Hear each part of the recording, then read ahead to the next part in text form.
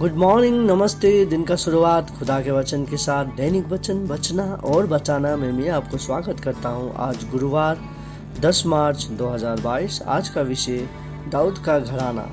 वचन लिया गया है भजन संग्रह 89 का 29। मैं उसके वंश को सदा बनाए रखूंगा और उसकी राजगद्दी स्वर्ग के सम्मान सर्वदा बनी रहेगी। वचन पढ़ाई सुनाई पे खुदा आशीष करे। आज हम देखेंगे आज का विषय में जो था दाऊद का घराना। जो दाऊद का घराने के साथ दाऊद के साथ परमेश्वर का वाचा भी हम आज का विषय को बोल सकते हैं। जो दाऊद के साथ परमेश्वर ने वाचा बांधा था वो वाचा को उसने भूला नहीं और उसे वो सर्वदा बरकरार रखा, जो कि हम आज भी देखते हैं। आज भी वो जो वाचा परमेश्वर ने दाऊद के साथ बांधा था वो आज भी बरकरार है, जो कि हम देखते हैं दाऊद के वंश के द्वारा आज राजाओं का राजा, सेनाओं का सेना हमारे साथ वो गद्दी में विराजमान है। हम सभी को मालूम है कि जो पुराना चाइनीज राज्य था और जो हमारा मुगलों का राज्य था, वो सभी जितने भी बड़े बड़े राज्य थे सब लुप्त हो चुके हैं, सब गायब हो चुके हैं। लेकिन एक राज्य अभी भी गायब नहीं हुआ है, जो कि दाऊद का राज्य था। हम देखते हैं वचन के द्वारा, वचन जब हम पढ़ते हैं, वचन में परमेश्वर ने दाऊद से वाचा बांधा और वो वाचा को कभी भी नहीं भूला, जो कि हम देखते हमेशा हमारे जीवन में हम यही देखते हैं।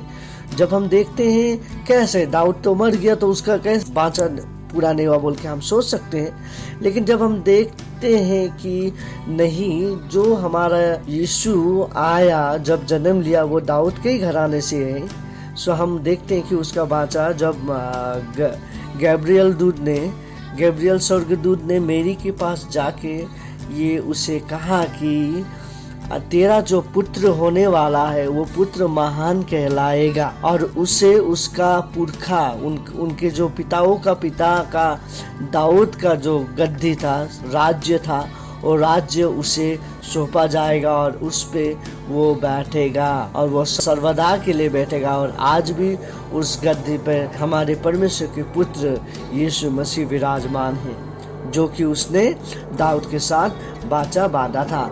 देखिए, हर एक राज्य, हम जितने भी राज्य हैं, सभी राज्य बनता है, खत्म हो जाता है। सभी राज्य बनेंगे भी और लुप्त भी हो जाएंगे, गायब हो जाएंगे। लेकिन जो परमेश्वर ने दाऊद के साथ वाचा बांधा था उसका राज्य कभी भी लुप्त नहीं होगा, कभी भी गायब नहीं होगा, क्योंकि हमारा परमेश्वर ने उसे आशीष किया है। और आज सबसे महत्वपूर्ण बात जो है, आज जितने भी मंडली है, यदि हम खुद ही वो मंडली को स्थापना करें तो वो मंडली एक दिन लुप्त हो जाएगा, गायब हो जाएगा।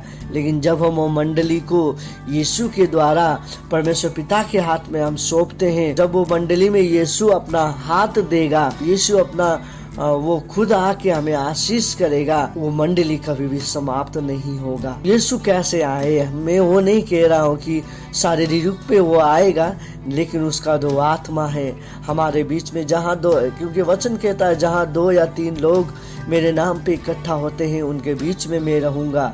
सो उसी द्वारा हम विश्वासी, जितने भी विश्वासी, अब बहुत तरह का विश्वासी होता है, हम किस तरह का विश्वासी है हमें वो जानना जरूरी है सबसे पहले। जो कि हम देखते हैं वचन कहता है कि विश्वासी जो मुझ पर विश्वास करेगा वो अनंत काल तक जिएगा।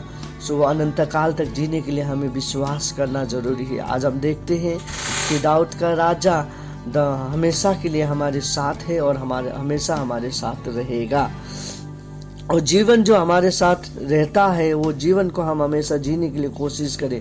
और जब हम देखते हैं दाऊद का घराना कभी भी समाप्त नहीं होगा, उसी तरह से यदि हम हमारे मंडली को उसके द्वारा स्थापना करते हैं, उसके द्वारा जब हम उसको बनाते हैं तो वो कभी भी ख़त्म नहीं होता है।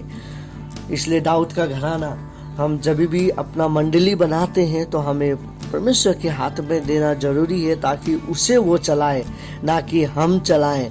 जब वो चलाएगा वो मंडली कभी समाप्त नहीं होगी, उसमें जितने भी लोग हैं वो कभी भी समाप्त नहीं होंगे।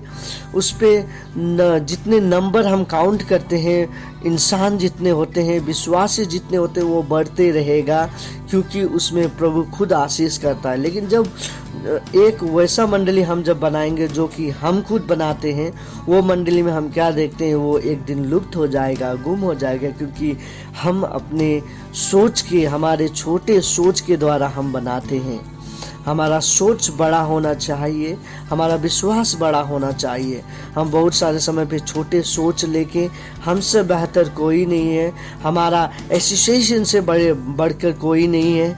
जितने भी लोग हैं हमारा एसोसिएशन से होके जाना चाहिए, जितने भी लोग हैं हमसे होके जाना चाहिए, हमें आके पूछना चाहिए बोल के हम जितने भी लोग ये सोच के बैठते हैं, खुदावन उससे खुशी नहीं होता। खुदावन क्या कहता है? खुदावन कहता है कि मैं तुझे चलाऊंगा, लेकिन हमें उसके ऊपर विश्वास करना जरूरी है। यदि हम उसके ऊपर विश्वास ना करें तो हम नहीं चल पाएंगे। खुदावन आपको चलाना चाहता है, खुदावन आपके परिवार को चलाना चाहता है, खुदावन आपका मंडली को चलाना चाहता है। क्या आप खुदावन के रास्ते पे चलने के लिए तैयार हैं? तैयार है तो हम प्रार्थना करें खुदावन से, और खुदावन आप सभी को आशीष करेगा। आपका दिन शुभ हो। धन्यवाद।